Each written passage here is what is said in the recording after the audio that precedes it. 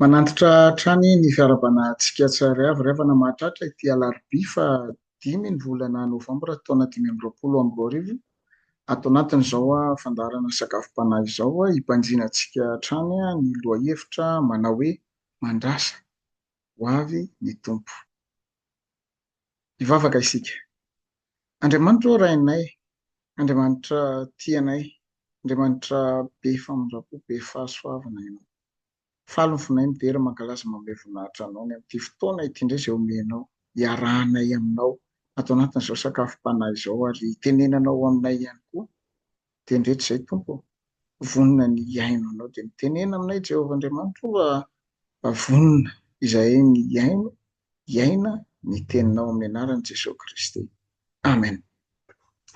Eny ary havana ny sakafom-panahintsika amin'ny teny ity dia arak'izay hita ao amin'ny Korintianina voalohany, toko voalohany, 14 ka hatramin'ny 7. Korintianina voalohany, toko voalohany, 14 ka hatramin'ny 7. Toy izao mivaky izany amin'ny anaran'i Jesosy. Misaotra an'Andriamanitra mandrakariva ny aminareo noho ny fahasoavan'Andriamanitra izay nomena anareo ao amin'ny Kristy Jesosy. Dia ny nampananana harena anareo ao aminy amin'ny zavatra rehetra, na ny teny rehetra, na ny fahalalahana rehetra, araka ny orena ny filazantsara ny Kristy teo aminareo. Ka dia tsy latsaka amin'ny fanomezam-pahasoavany rehetra ianareo miandry ny fisehon'i Jesosy Kristy tompontsika, izay hampiorona anareo koa hatramin'ny farany. Ka dia tsy hanantsiny ianareo amin'ny andron'i Jesosy Kristy tompontsika. Mahatoky Andriamanitra izay nahatonga ny fiantsoana anareo, hanana anareo firaisana amin'ny zanany, dia Jesosy Kristy tompontsika. Amen. Ray masino, manamasinana amin'ny fahamarinana, ny teninao no fahamarinana. Amen. Anapaka-omponareo ny ry-havana ny fiadanan'i Kristy. Amen.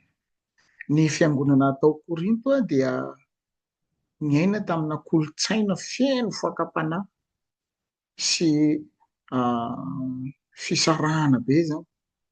Dia maro ny hevitra izay nandeha tamin'io ary maro ny olona izay niankina tamin'ny atao hoe fahendrena filozofika, dia niankina tamin'ny resaka ara-nofo. Dia nefa tao anatin'izany dia i Paoly mampatsiahy fa Andriamanitra loharan'ny fahasoavana. Izy no mahatoky ary izy no mampiorona ny mpino mandra-pisehon'i Kristy Jesosy.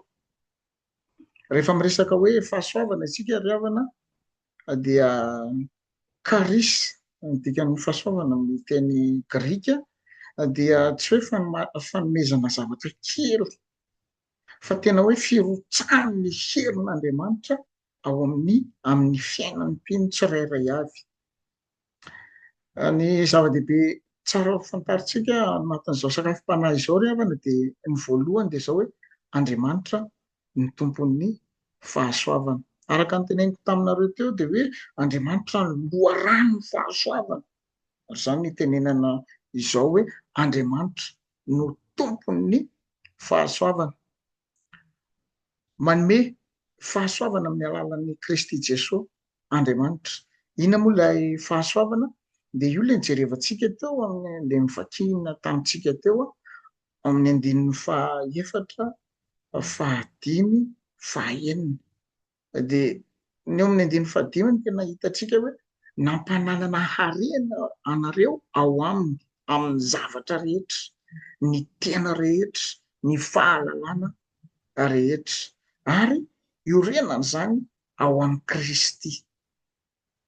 Ry-havana malala rehetra amin'ny tompo. Araka ny teneniko taminareo teo ny kristianina tamin'izany, ny jiosy tamin'izany dia niaina tao anatin'izany hoe fisarahana, niaina tao anatin'izany atao hoe fahendrena ara-pilozofia. Nisy fampianarana be da be ny vohy momba an'izany, fa eto dia tena tenenina mihitsy hoe Andriamanitra irery ihany no loharano-pahasoavana. Mety hitenonareo hoe misy anie ny olona mahazo fahasoavana avy amin'ny zavatra hafaria sy ny sisa sy ny sisa. Reny fahasoavana reny de zavatra mora levona, zavatra mora adino, zavatra tsy maharitra. Fa ao amin'i Jesosy Kristy irery ihany no ananana ny fahasoavana. Zay le teneniko hoe mampanana harena nareo. Inona moa le harena? Any amin'ny Matthieu 5 ihany no ahitantsika zany karazana harena izany zay mahasambatra ny olona, satria tenenina ny any hoe sambatra ny nona fa izy no fokisana, sambatra ny madio am-po fa izy no ahitan'Andriamanitra, sambatra ny miantra fa izy no iantrana. Ary ireo rehetrarehetra tanisana reo amin'ny Matthieu 5 ireo riavana dia ireo le fananana izay omen'Andriamanitra fahasoavana izany.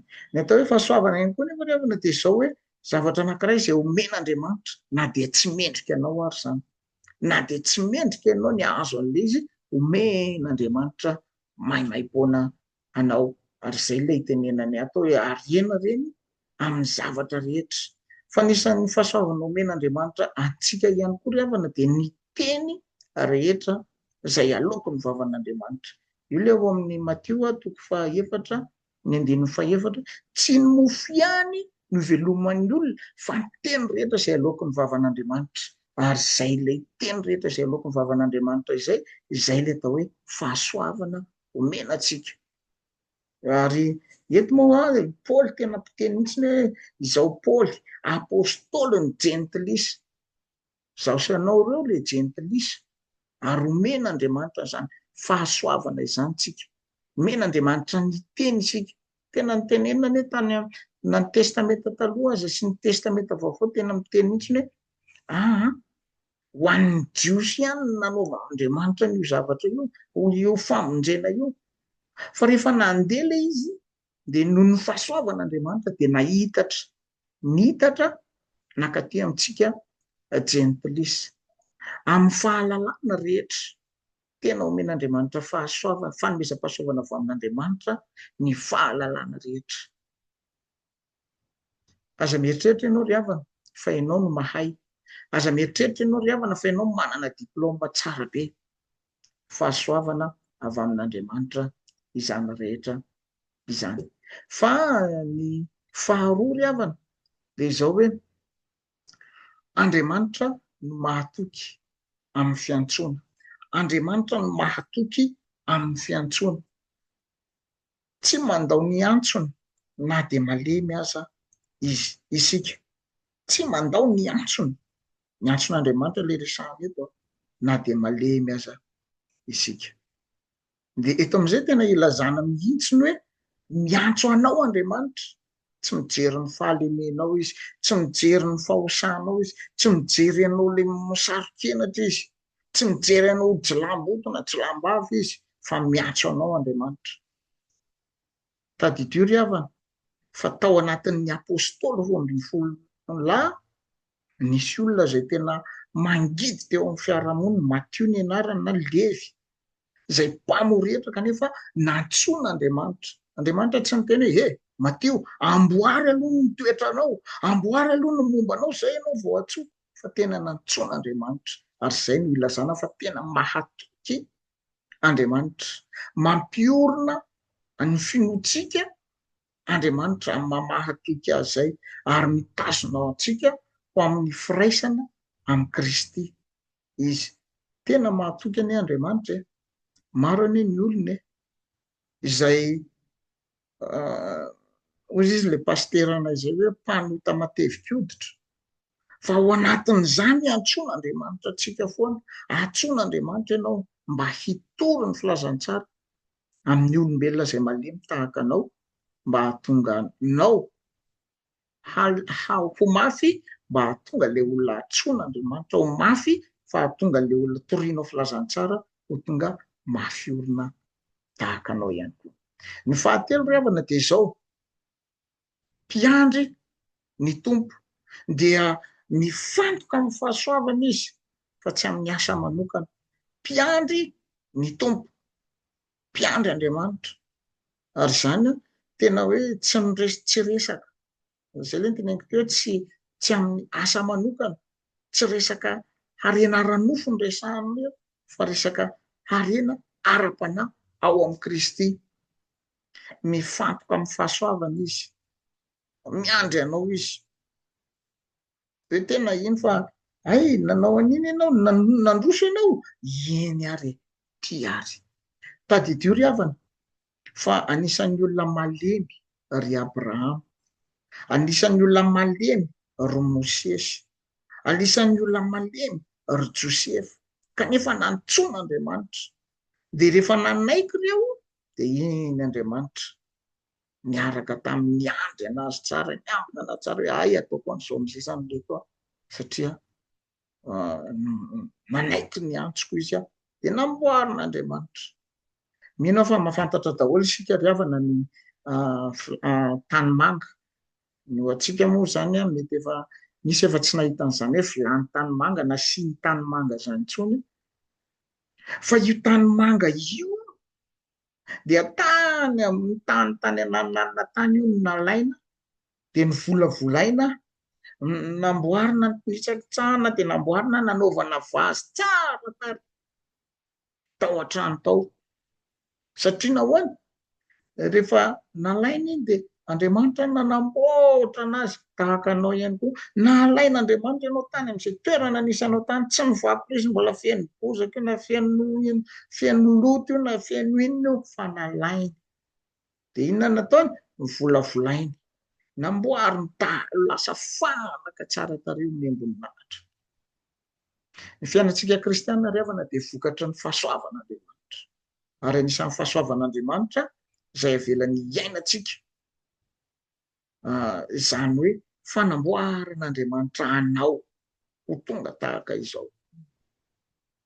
Tsarovy ry havana fa amin'ny mahamahatoky an'Andriamanitra zay dia tsy ny herinao no asain'Andriamanitra iainanao, fa ny finoana.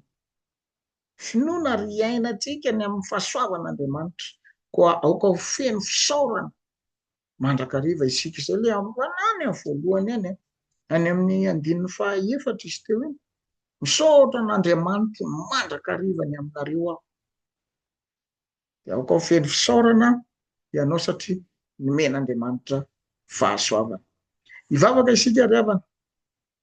Ry Tompo Andriamanitra rainay eo, haly ny fonay, mideranao fa Andriamanitra be fahasoavana ianao, ary manome an'izany fahasoavana izany ho anay izay malemy, ho anay izay kely sy bitika, kanefa tianao izahay dia omenao ny fahasoavanao.